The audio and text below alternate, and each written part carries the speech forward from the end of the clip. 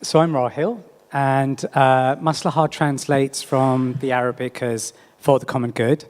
And we tackle social issues affecting Muslim communities in health, education, the criminal justice system, and gender. This is the inside of the Sagrada Familia, and it's one of the ideas that runs through all of our work, the idea of the community effort. So the first time I visited the cathedral, I didn't realise it wasn't finished. And you walked in and you could hear building and drilling going on. And there was a kind of vulnerability in hearing that work continue. You then become a part of that story. The other theme that runs through all of our work is the idea of widening language. So there's a great part in George Orwell's 1984 with this character called Sim, who talks enthusiastically about getting rid of verbs, getting rid of adjectives, that thought crime is no longer possible. And we need more words. We need poetry. Seamus Heaney talks about the power of poetry, being able to hold in a single thought both reality and justice. One of our projects that really exemplifies that idea of widening language is a project called Muslim Girls Fence. And it started with a collaboration with the British fencing team. And what we wanted to do was raise the aspirations of young Muslim women, but also to counter some of the misconceptions that they face. It's hard being a Muslim girl at the moment. You know, they're facing discrimination both in terms of gender, but also because of faith as well. And what we did is we ran the fencing workshops, but we also ran workshops around identity, how they saw themselves and how they thought others saw them. And it was heartbreaking to hear some of the stories of young girls who only thought 13, who were saying things like, you know, people see us as terrorists or radicals or perhaps being oppressed. And we wanted to capture that process and created the photography exhibition, so some of the photos you've just seen. That was on at the South Bank Centre as part of Women of the World Festival. And it's a project that's gone from very locally rooted in East London to suddenly going international. And you'll hear some of the thoughts of the girls in a minute. I knew that it was an upper class kind of sport. I thought that white men did fencing and not girls.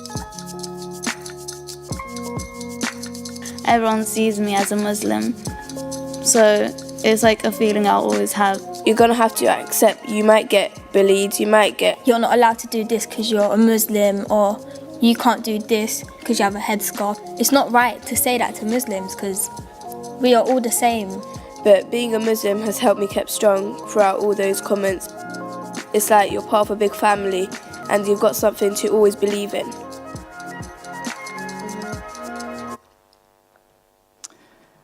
Widening language.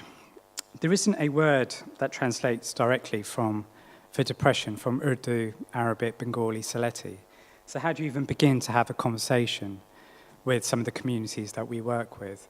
How does one word encapsulate the story or experience of a woman who's fled a warring country, has experienced domestic violence, has lost a child? And one of the things we did was we mobilized a community effort of imams, therapists, musicians to create this health resource, which is now being used around the country. Another project which kind of exemplifies the idea of the narrow description of communities is our work in the criminal justice system. So just to give you an idea of the problem, Muslim communities make up about 4.4% of the population in England and Wales. But in prisons, they make up 13.4%, and in young offender institutes, they make up about 23%. And as well as the discrimination that these young men face within the system, they also wanted to change the way that they were seen in public. So we took them to the National Gallery, and they picked this painting by Joseph Wright of Derby called The Experiment. You can see a bird in a vacuum there. And they felt that they were an experiment, constantly being looked at and researched. And we recreated it into this, which hung in a gallery in East London. They had never been to the National Gallery before, but it's their gallery. And it's a way of creating another story to influence the public imagination. And this idea of narrow descriptions isn't new. It's been going on for a while. And I think we're just going to hear something from James. We have invented the nigger. I didn't invent him. White people invented him. I've always known, I had to know by the time I was 17 years old. What you were describing was not me, and what you were afraid of was not me. It had to be something else. You had invented it, so it had to be something you were afraid of, and you invested me with it.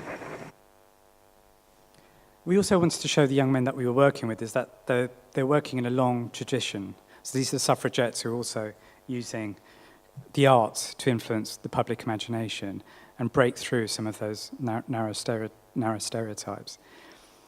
Has it always been like this conflict between different cultures? Well, yes and no. So this is a project that we did with the British Council called the Book of Travels, and we used a 17th century Ottoman traveller called Evliya Çelebi to explore the exchange of ideas between the Ottomans and Europeans, in medicine, architecture, storytelling, and trade.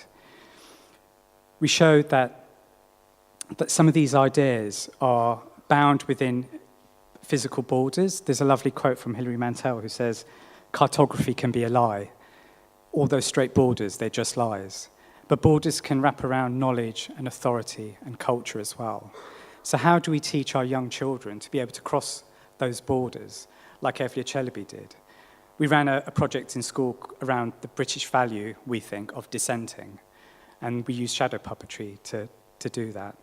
And I think it's important to be able to show young people how widening their language is a way of crossing disciplines and borders that are put down by other people.